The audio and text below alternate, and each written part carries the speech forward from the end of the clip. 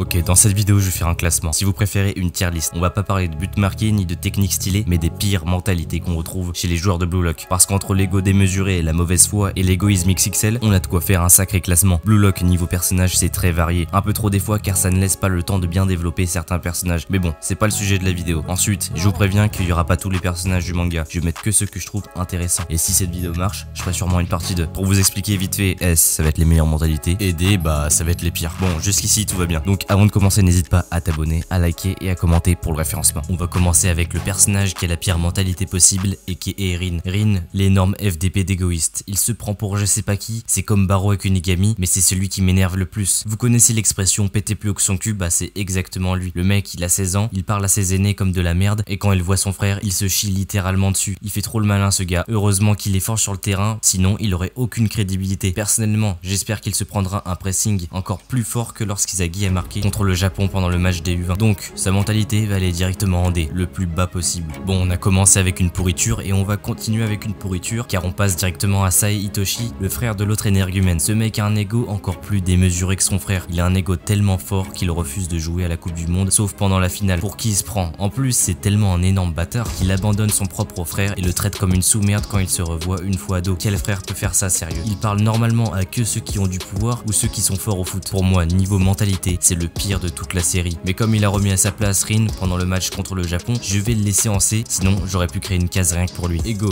le manipulateur psychopathe. Le mec, il s'en branle d'effacer tous tes rêves. Lui, si t'es pas fort, tu dégages. Il est complètement obsédé par le fait d'emmener le Japon en tant que meilleure équipe du monde. Ce mec est fou, rien ne compte à part ça, et il a aucun sentiment pour les personnes qu'il aime. Enfin, personne qu'il aime, il aime personne surtout. C'est une vraie pourriture, et je pense qu'il va aller en C, les gars. Il a vraiment une mentalité d'ordure. Bon, à ce stade, il y a toujours personne en S, alors ça va changer maintenant, avec Lavino. Les gars, le maître du Barça dans la NEL. J'adore ce perso, ainsi que sa mentalité. Il est drôle, fort, mais surtout, c'est pas un psychopathe comme ces égoïstes de Noël Noah, Loki, et puis le Big Tree des dépressifs, Kunigami, Barreau et Rin. Pour moi, il va en S direct. En parlant de Kunigami et Barreau, bah, on a Kunigami. Un de mes persos préférés au début du manga. D'ailleurs, j'en ai fait une vidéo entière sur lui, sur son downfall. Au début, il était sympa, à l'écoute des autres, pote avec tout le monde, mais c'est fini tout ça. Maintenant, il se prend pour Batman et il parle à personne. Et si tu lui adresses la parole, il va t'envoyer chier. Même si c'est pour un truc de con, genre passe-moi le sel, il est vraiment devenu ce qu'il détestait. C'est un Dark Sasuke et la mentalité d'un Dark Sasuke, ça va dans la case C les gars. Presque la pire des cases. Ensuite, après le Dark Sasuke, on a Barreau qui se prend pour le roi. Alors pour moi, ce mec a aussi la pire mentalité possible. Bon, ça va faire beaucoup de personnages où je vais dire ça, mais c'est normal, on est dans Blue Lock. C'est un des personnages le plus détestable de Blue Lock, sincèrement. Il aurait pas eu autant de flow et autant d'aura, je pense que personne l'aurait aimé ce gars, car il a tout pour être détestable. D'ailleurs, il a tellement pas d'amis qu'il fait du bullying tout seul, et quand Izagi et les autres lui proposent de jouer avec lui, bah il refuse. Juste pour ça, il va rejoindre Kunigami dans la case C. Ensuite, on a Nagi, le génie feignant, un personnage que j'aime bien et qui a une mentalité que j'aime bien aussi. Je vais le mettre en A. Le gars est tellement nonchalant, c'est une dinguerie. C'est la définition même de la nonchalance. Il a la flemme de tout, mais par contre sur le terrain, alors là c'est un vrai monstre. Ce gars a tellement la flemme de tout que même pour avoir des longues discussions, bah c'est trop demandé. Enfin bon, Nagi a une bonne mentalité. Je trouve que c'est vraiment le gars chill par excellence. Ok, maintenant on enchaîne avec Chris Prince, un autre maître de la NEL. Lui aussi c'est un GOAT, même si c'est un énorme BDG. Je vais le mettre dans la classe S, c'est pareil que Lavino. Il a une personnalité affirmée et franchement, en termes de personnalité, pour moi c'est le deuxième meilleur prof. Il est drôle, divertissant et c'est pas un putain d'égoïste égocentrique. Et ça c'est cool. Enfin bon, si il est très égocentrique, mais c'est pas le même ego que un Barreau par exemple. Noël Noah, au début je t'aimais bien, mais maintenant je t'aime plus du tout. Moi je pensais au début que c'était un mec sympa, même s'il est super froid, mais non, c'est un énorme antagoniste en fait, qui se sert d'Izagi pour devenir encore plus fort. Et le moment où il a avoué son plan, il l'a dit d'une manière de psychopathe. Au début je l'aurais mis en B, voire A, mais non il m'a trop déçu, il va directement en C. Ok, maintenant Shido, S direct, il va en S et je veux rien savoir. C'est le genre de personnage qui me fait aimer Blue Lock. C'est le genre de personnalité de malade mental qui te fait passer d'un bon animé à un excellent animé. À chaque fois que tu vois Shido, en tout cas pour moi, le divertissement augmente. De toute façon, en vrai, qui n'aime pas Shido? Oliver Haiku, le daron de l'animé. À ce qui paraît, il a 19 ans. Non les gars, il en a 30 et est père de famille. C'est pas possible. Le Boog, il dégage de l'aura d'un vétéran de guerre. Il prend Shido à une main comme si c'était son petit et lui fait une leçon de morale. Et puis même si c'est un défenseur et qu'on le voit plus trop, ça reste quand même le capitaine. J'aime bien ce personnage, il est sympa et il en fait pas des caisses. Pour moi, c'est un solide A. On passe à Igaguri, alias la châtaigne. Lui, c'est le GOAT. Je veux rien entendre, c'est le GOAT. Il va en S direct. Il est nul, c'est vrai, mais il a la meilleure mentalité niveau collectif et ça c'est rare dans Blue Lock. C'est le mec le plus humain de la série. Si vous voulez une comparaison, pour moi c'est le Usopp de Blue Lock. Bon, c'est peut-être pas un compliment en fait, mais bon, vous m'avez compris en soi. Prochain personnage, on a Kaiser, Michel Kayze. Alors lui, il a une mentalité de pourriture,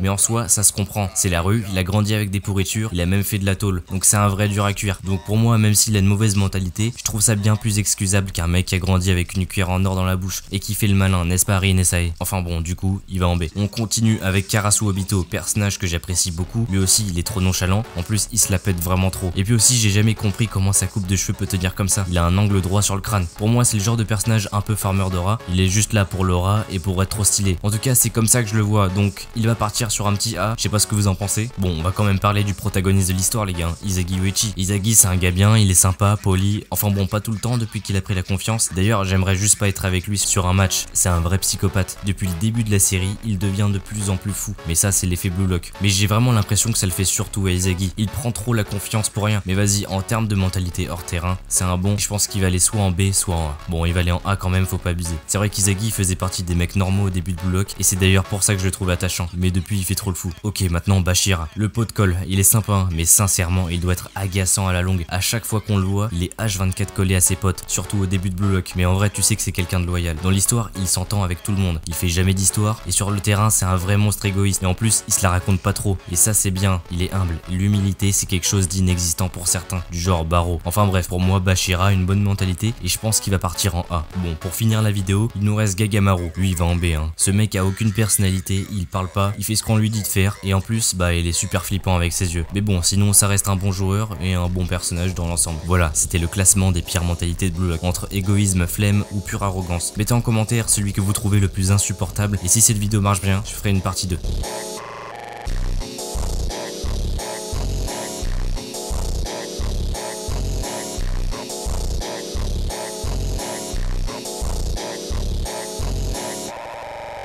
Patrocinando Lança Piranha Sequito